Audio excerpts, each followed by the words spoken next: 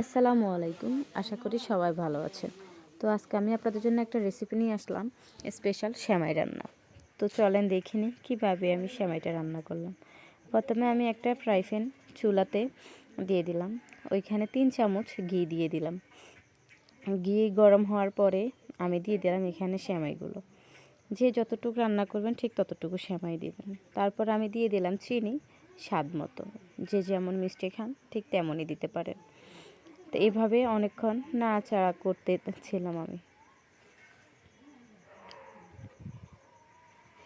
এরপরে অনেকটাই দেখতেছি কালার চলে আসছিল, অনবরত নাড়তেই ছিলাম যেন পুড়ে না যায়। এরপর আমি সেমাইগুলো চুলা থেকে নামিয়ে একটা কাচের বাটিতে একটু একটু করে দিয়ে দিলাম, সমান করে দিয়ে দিলাম অর্ধেকখানি সেমাই।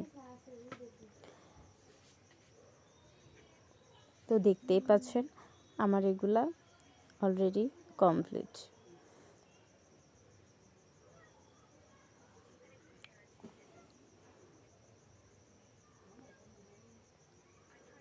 এরপরে আমি একটা ফ্রাই প্যানে দুধ নিয়ে নিলাম। তো দুধটা অনেকক্ষণ জাল করে নিলাম। এরপর দুধে দেওয়ার পর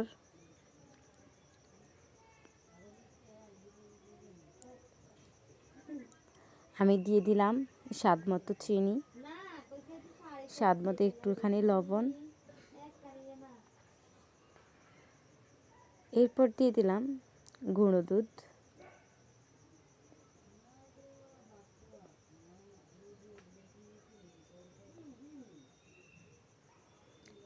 তারপর আমি নাড়াচাড়া করে আবারও বলক তুলে নিলাম।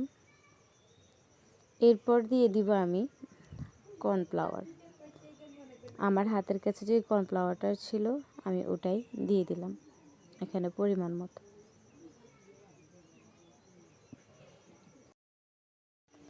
কর্নফ্লাওয়ার দেওয়ার পরেই কিন্তু নাড়তে থাকবেন যেন দলা না ধরে যায়।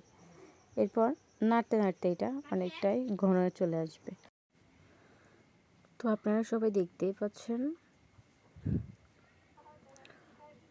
অনবরত নাড়তেই থাকবেন। এরপর দেখবেন আস্তে আস্তে ঘন হয়ে আসতেছে।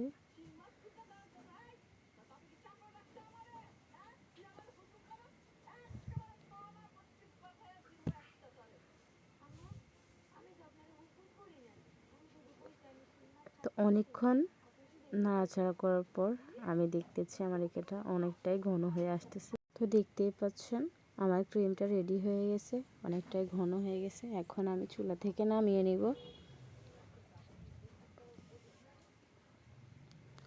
চুলা থেকে নামিয়ে আমি ওই কাছের বাটিটাতে ঢেলে দিব সেমাইয়ের উপরে।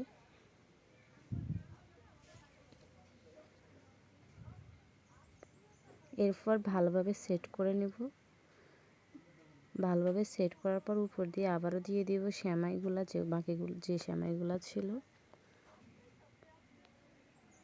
সুন্দর করে ওগুলো আমি দিয়ে দিলাম। ভালোভাবে সেট করে আমি এটার উপর দিয়ে কিশমিশ দিয়ে দিলাম, বাদাম দিয়ে দিলাম। এটা আপনারা ফ্রিজে সংগ্রহ করে খাবেন। এটা দেখতে যতটাই সুন্দর, খেতে ততটাই লোভনীয়। তো আজকের ভিডিও এই পর্যন্তই। সবাই ভালো থাকবেন। আল্লাহ হাফেজ।